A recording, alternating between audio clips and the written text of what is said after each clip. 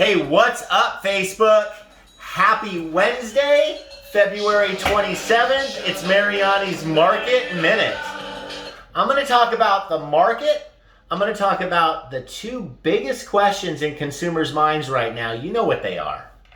Is now a good time to buy? People are concerned about forbearance.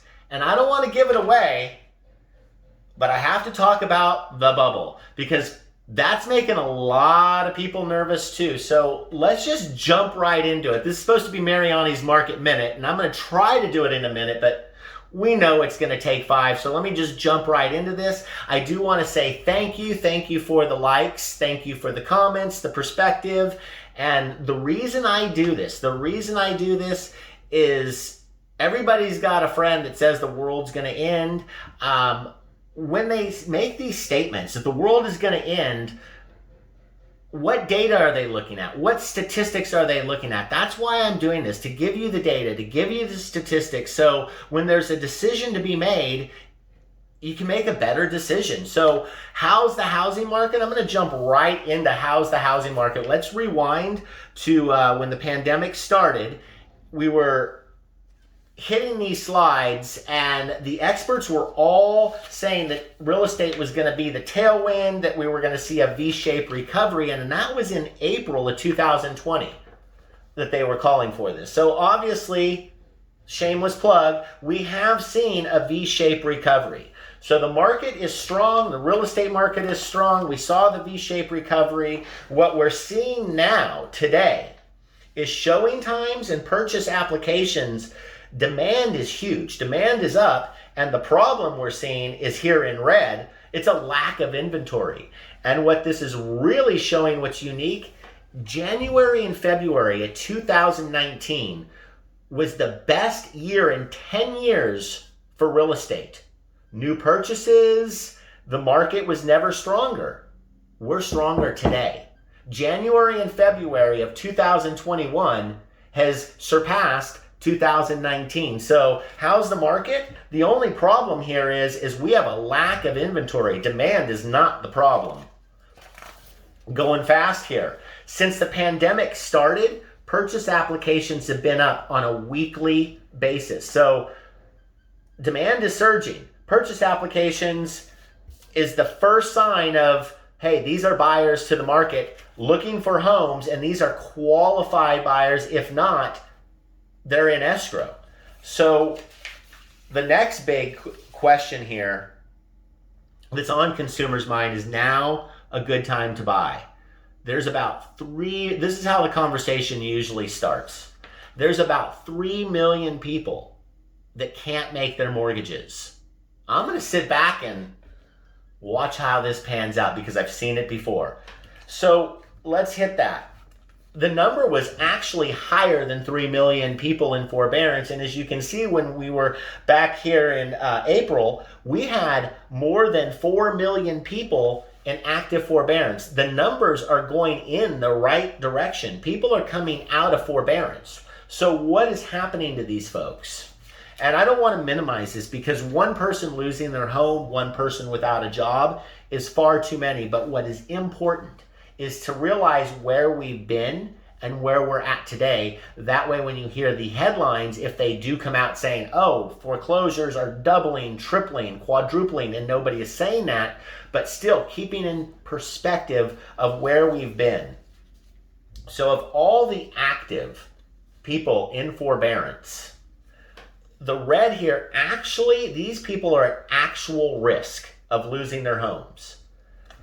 13.5% of these people are in trouble. What's happened, though, is the other 87% have been able to work something out with the banks.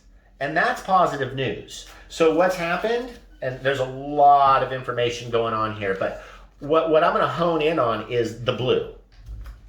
87% of them did so with a repayment plan, their loans reinstated, their missing payments deferred to the end of the loan, they paid off the loan, or they had a loan modification done. These people all were able to keep their homes, and that's positive. That's positive news. The other big difference between the last housing crisis and today is the equity.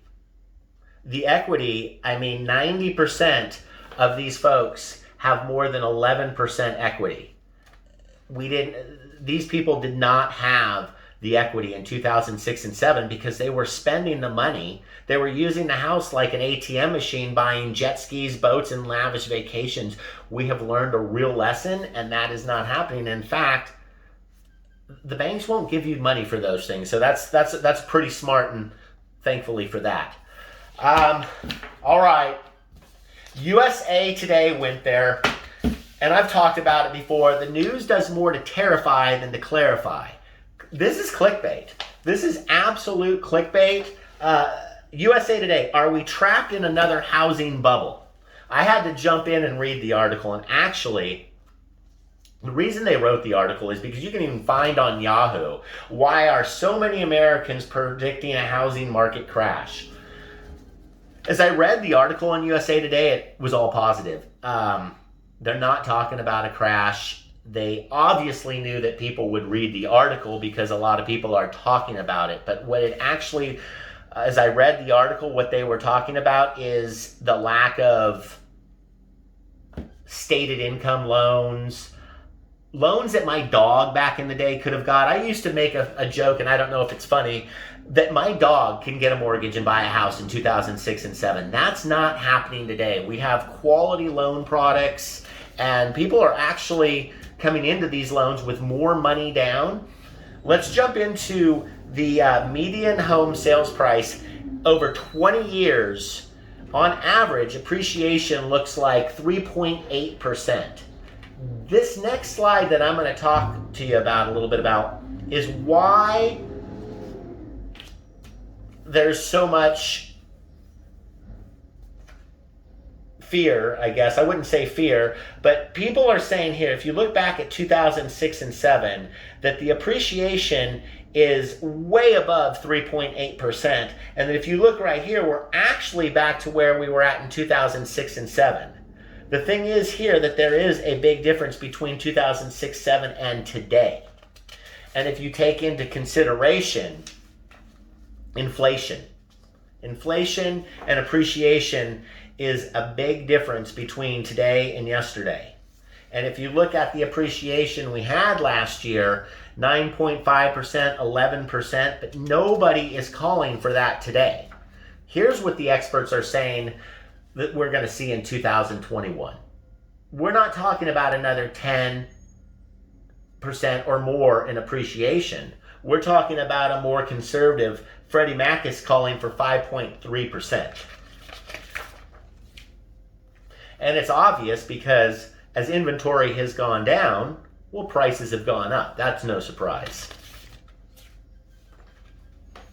This actually is what you want to look at. If you look at the inventory we had back in 2006 and 7, and by the way, prices were still going up in a buyer's market. If you remember, there were multiple offers on every foreclosure that came to market. There'd be 5, 10 offers. There were bidding wars going on, and look at where our inventory was at. We haven't seen inventory this low since the 1980s. And again, coming right back to what's the major difference between today and yesterday? It's equity.